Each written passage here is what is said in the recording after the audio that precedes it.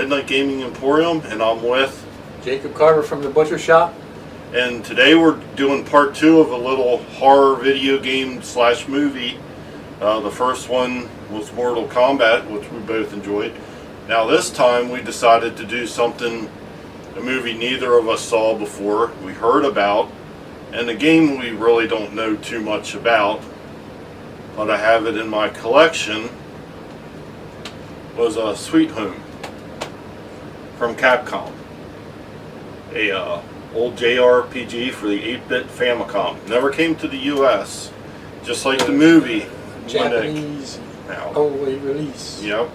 The movie came out in 1989. January 1989, and the game came out the same year, a little bit later. They don't know if it was a collaborated effort between the video game development and the movie, if they were worked side by side, but I do know that the director of the movie isn't very happy with one of the guys, the one producer, I believe it was, because I guess he was also really involved with the game, so maybe they did do some changes for the game, but we'll get into that later. Right now we're going to talk about the movie, about the game itself, which I already showed. You want to read me the intro for the game? Nah, we can just cut. All right. We'll just use the same one at the beginning and just cut off somewhere. Okay. On to the game portion. Yep. Now we'll get on to the game, Sweet Home. Never brought to the U.S., and that's a lot because it actually has a lot of graphic violence that was in the movie actually brought over into it. You had the melting man, you had the guy cut in half, you had just standard horror video game. I'm pretty sure in 1989 the NES wasn't prepared. No. The United States version of the NES wasn't prepared for a game like this. No, it was, no. The amount of censoring that would have had to been done to it at that time to bring it into the U.S. market would have been insane. So it never would have happened. Basically the game is like the first survival horror game of its kind, I guess, and it probably influenced a lot of other games that came along, like Resident Evil, shit like that. Yeah. It basically introduced into the genre. You have to backtrack to closer to the parts in the beginning of the game to get items that you have to use to defeat the game's final boss at the end. It also had different endings depending upon how many of your cast members survived, which there were 5 people you got, and you broke up into 2 parties, and each character had a specific item that only they could use. Like you had the person with the vacuum cleaner that was from the movie that was used to restore that.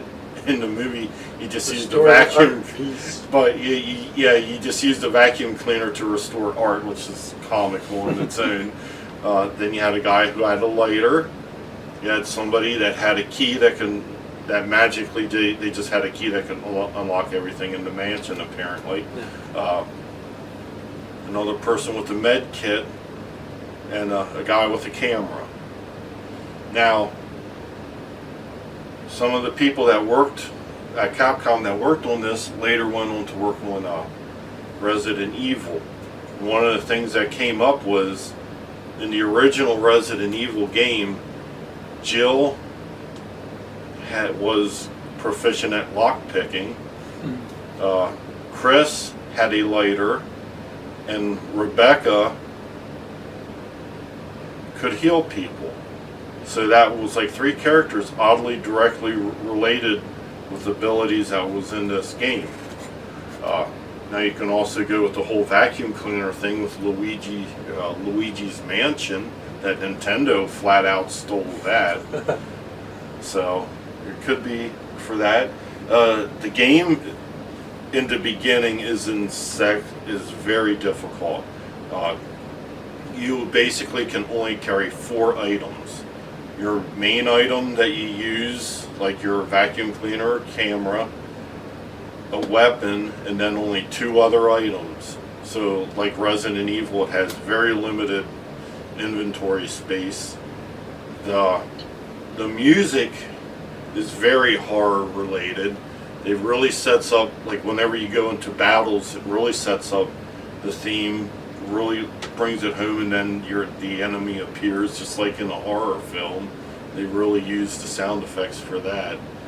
But yeah, it's very gory, and probably about half, you'll probably take about midway through the game before you can really just attack enemies without worrying, because like I said, when a character dies, they die for good, and that how many characters you have at the end when you finish the game is what ending you get.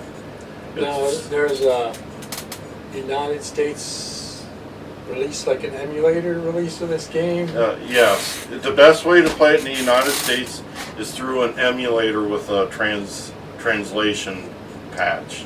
That's the best way to play it. So if you really want to get your hands on it and play it, that's the way to get check it. into that. Because even though this is expensive from Japan, it's still cheaper than what the actual movie is, which I understand that, because there's probably way less of them ever produced than what the game was. But for the game, if you like horror games, it's definitely worth checking out. If you like RPGs, it's definitely worth checking out, just because it has amazing RPG elements, and it's actually a fairly difficult game, especially early on. Because because you have to know who to have in your party to proceed at certain points, because sometimes you'll need the vacuum cleaner to get past certain areas. Sometimes you'll need a lighter to get past certain areas, so you have to... So puzzle games and all that shit combined into one. Yeah. Which is cool. Mm-hmm. You have anything else No, on that? I think that's it. If you're into survival games, this is the first one probably, so check it out. Sweet Home. Yeah. Again, if you want us to continue these, let us know. If you have a video game / movie combo, horror site combo, or a horror movie / horror video game combo you want to see, let comments down below and let us know. And if we have access to the movie in the game, we will be glad to do it. Yep. This is Brian's from Midnight Gaming Emporium. And it's Jacob Carver from the Butcher Shop. Signing out. Sayonara, fuckers. I changed that up a little bit. Yeah.